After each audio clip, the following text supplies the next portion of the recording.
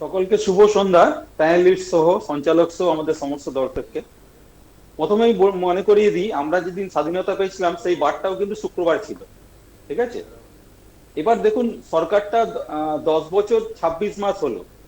তার মধ্যে কিন্তু এই নিটের কারণে 34 জন ছাত্রছাত্রী কিন্তু আত্মহত্যা করেছে। সেই দায়টা কিন্তু সরকারকে স্বীকার করতে হবে।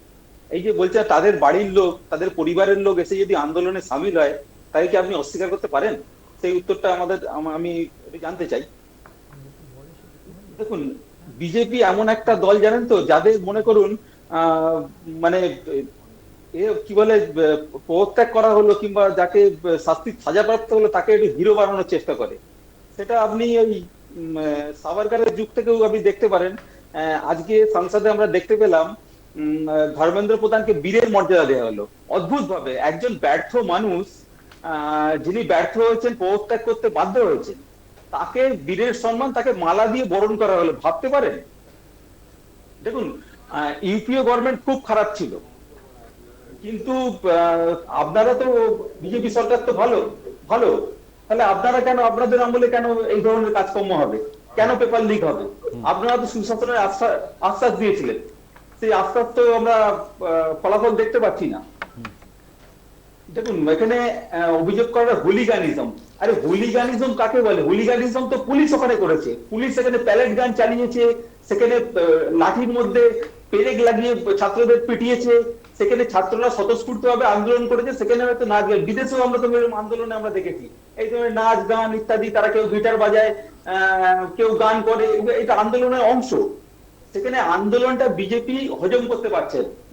বিজেপির যে পরাজয়, আমরা তো বলছি ধর্মেন্দ্র সাথে সিर्फ ঝাঁকি है, নরেন্দ্র अभी বাকি है। আগামী দিনে আন্দোলন যে তীব্র থেকে তীব্রতর হবে। রাজ্যে যে ঘটনা আপনি বললেন, যেখানে সাংবাদিকদের উপর আক্রমণ করা হয়েছে, অত্যন্ত অনভিপ্রেত ঘটনা, অত্যন্ত দুঃখজনক ঘটনা। কিন্তু উল্টো দিকে যে সাধারণ মানুষ এবং তৃণমূল কংগ্রেস কর্মীদের উপর যে আক্রমণ করা হচ্ছে, সেগুলোকে আপনারা জনরোষ বলে চালিয়ে দিচ্ছেন। এটাও তো জনরোষ হতে পারে। এটাকে আপনি অস্বীকার করছেন কি করে? সারা পৃথিবীর মানচিত্রে 180টা দেশের মধ্যে যেখানে 157 নম্বরে আমাদের প্রেস ফ্রিডম ইন্ডেক্সে আমাদের নাম্বার রয়েছে, সেক্ষেত্রে আপনি যদি সামাজিক মাধ্যমে দেখেন, আপনারা একটা যে কোনো সংবাদ মাধ্যম পোস্ট করছে, সেখানে 90% হাহা রিয়াক্ট আসছে। তাহলে আপনি কি করে ভাবছেন আপনি নিরপেক্ষ বলছেন? আপনি হয়তো এখানে নিরপেক্ষতার সাথে কাজ করার চেষ্টা করছেন, বাকিরা হয়তো করছে না।